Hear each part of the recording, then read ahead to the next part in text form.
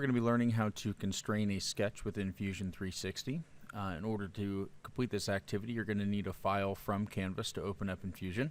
So you'll need to go to 1.3.3, Constraining a Sketch in Canvas, and you're going to need to go under Procedure Number 1 and right-click on this Fusion 360 file for video.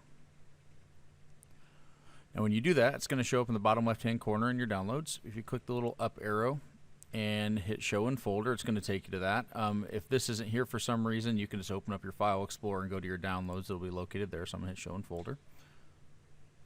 And I've already downloaded once before, which is why there's a second one. So I'm going to go ahead and click on the one that I previously downloaded that doesn't have the little 1 on it. And just make sure that that's there, which it is. So I'm going to go ahead and close this window. I'm going to jump over to Fusion. I'm going to go into my PLTW folder, which I'm already in. Double click on IED. If you don't already, go ahead and create a folder called 1.3.3. Once that folder is created, we can double click on it and it should be empty. I'm going to go to the upload button at the top center. Go to select files. And then it should automatically go to your downloads. If it doesn't, you can scroll up to the top and click on downloads. And then I'm going to grab that 1.3.3 video unconstrained sketch and hit open. And then once I've done that, I'll have to hit upload in the bottom right corner of this window. That should take just a second to get uploaded when it's already done, so I'll hit close. And now my sketch is already up here, so I'll double click on it to open it.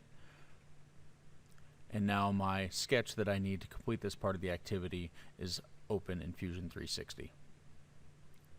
So the next thing I'm going to do is go and edit this sketch. I got a couple of different ways I can do that. In my browser, if I click the drop down arrow here under sketches, there's just one sketch. I could double click on this. That's one way to do it. Go ahead and finish that one.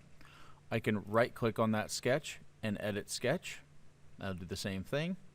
The other option I have is to come down here at the bottom of my screen on my timeline, and the only thing that I've done so far in this file is a sketch, so I can either double click there or I can right click there and edit sketch as well. So there's several different ways that you can go through and edit the sketch.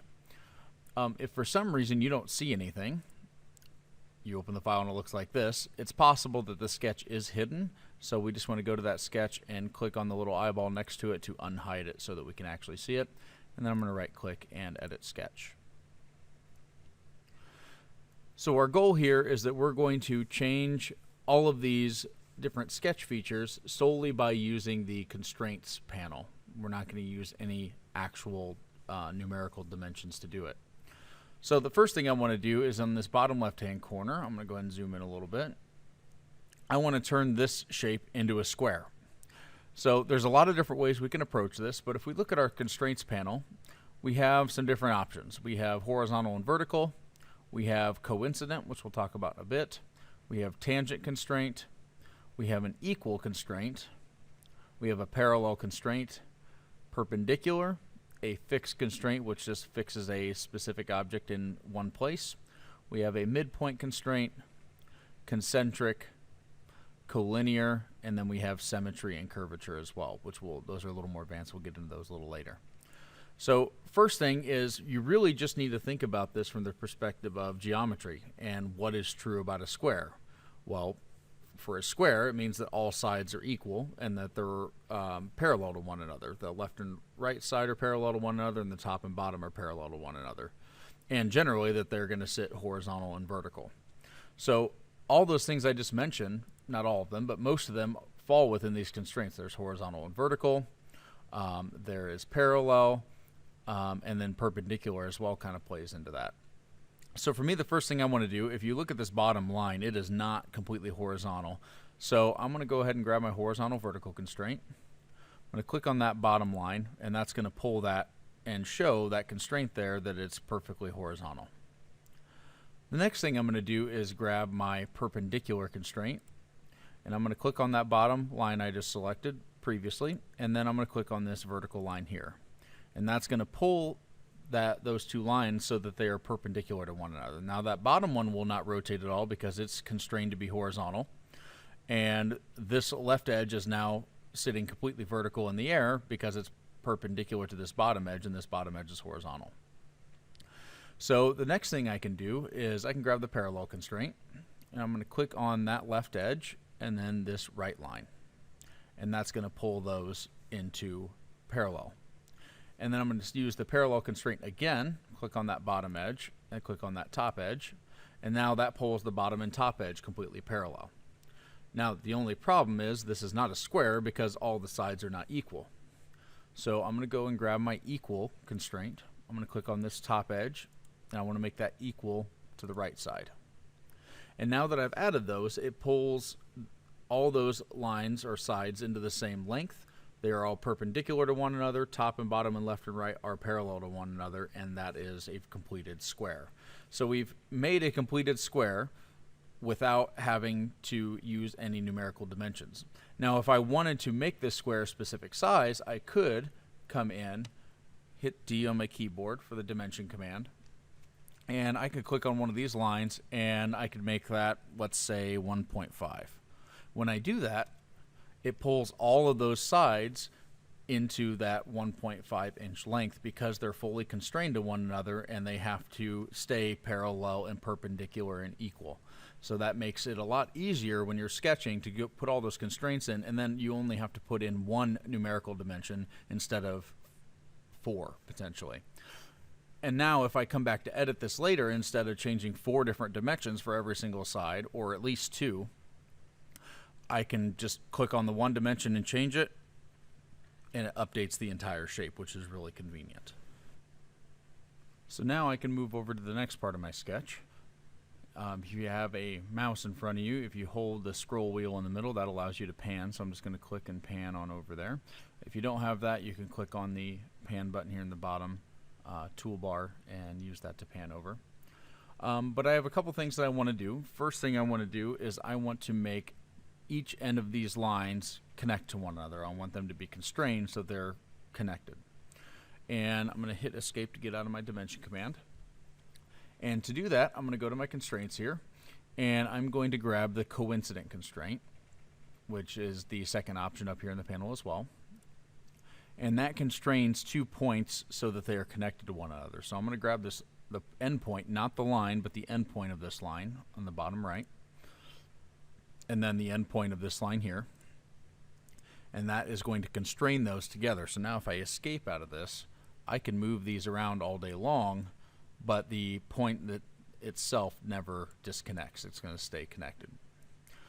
So that's going to coincident.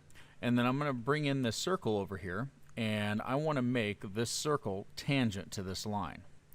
So if I grab my tangent command, I'm going to click on the circle, and I had already had this line selected, so it automatically did that. So one other thing to bear in mind is, even though this line is not touching, it is tangent. So if I escape out of the tangent command, I grab the endpoint of this line, I can drag this all the way around. But if I extend it out, that line now sits tangent to that circle. Now I could bring this up here and I could move this all over the place, but that circle is going to move with the line so that it stays tangent. Even though the line is not technically touching it, it doesn't have to in order to be tangent to that line. And you'll see that by that tangent constraint there that shows up. Now, one thing to note as we're going along here, over in your sketch palette on the right, there is this option that says Show Constraints. If I uncheck that, that's going to hide all of my constraint symbols. And if I check it again, it shows all my constraint symbols. So sometimes if you have a lot of constraints, it's nice to unshow them so that it's a little easier to work with and work around. But in general, leaving your constraints on is helpful, because if you're trying to constrain something, a lot of times you'll try to constrain something and it'll tell you that it's already over constrained, or it's going to cause it to be over constrained, and that means that you have another constraint somewhere else that's preventing you from applying that new one. So for instance, if I had this, so let's see, I can undo this real quick. I'm going to undo that tangent constraint. Go back there. There we go. So if I go ahead and fix, so I'm going to grab this fix command, I'm going to fix this circle in place, and I'm going to fix this line in place. And hit OK. So these lines are fixed in space. So if I go and try to add a tangent constraint between this line and this line, I'm going to get a warning that says failed to solve, try revising dimension or constraint. And the reason that it failed to solve is because I have two objects that are locked into space. They can't move, so there's no way for me to actually make them tangent to one another. So I can either undo that, or I can hit the fix button and I can unfix each of those. Now I can say fix this circle in place, and now go to my tangent constraint, click on that circle, click on that line, and I can still make them tangent because this line here is not fixed in space, and it can move to make itself tangent with that line. Let's move up to the top left-hand corner here. Our goal with this one is to basically make a capital I. So we have a couple options. There are already horizontal constraints on these two lines, so they're not going to be able to rotate or anything like that. But I want to keep them, right now they're the same size. I could put a dimension on either one of those, but I don't really care exactly what the length is. I just want them to stay the same size. So I am going to grab that fix command. I'm going to fix that top line and that bottom line in place. And you notice they turn green, which means they're fully constrained. So the next thing I'm going to do, I want to move this I, and I could physically move this around and grab this point and move it around, but I want to constrain that to the midpoint of this top, or this point to the midpoint up here, and this point to the midpoint of this line down here. So if I grab this midpoint constraint, I'm going to click that point, and then I'm going to find, or click on this line, and it's going to constrain the point of that line to the center or midpoint of that line. And I can do the same thing here with this bottom point of that line to this line, and it's going to pull that into that point into the center of that line and constrain it to the center of that line. So if I were to unfix these and try to move them around, which I can do, so I'll hit escape, click the fix, I'm going to unfix these, actually just that top one. Now I can click on this and I can move this around, but that line stays completely constrained to that center point or the midpoint of that line. So that's kind of midpoint constraint and then the fixed constraint. I'm going to move to the top center here to these two circles. What I'm going to do is constrain these to be concentric so that they essentially share the same center point. So I'm going to grab this concentric command. I'm going to click on one circle, doesn't matter which one, and then the other. And you'll notice they pull each other into concentricity. So I'll hit escape. And if I click and hold on one of these circles and drag, I can drag the diameter whatever size I want. Either one doesn't really matter. So the only way to constrain that into place would either be fix it, or we could put a dimensional constraint on it as well. But no matter what I do, both of these circles will share the same center point, which can be really convenient for a number of different things that you might be modeling in Fusion. And the final constraint that I wanted to show you is the collinear constraint. And what collinear constraint means is that we want to make these lines essentially share the same, or that we want them to be linear with one another. So they're going to be, if we draw a line through both of them, they're going to be right in line with one another. So if I grab the collinear constraint, I'm going to click on the top line first and then the second line, and that pulls them now collinear with one another. So I can hit escape, and I can click and drag on any of these lines however I want to, and no matter what I do, drag them up and down, left or right, they are going to stay collinear to one another. And then I could go in and add some more constraints depending on what my purpose was for that sketch.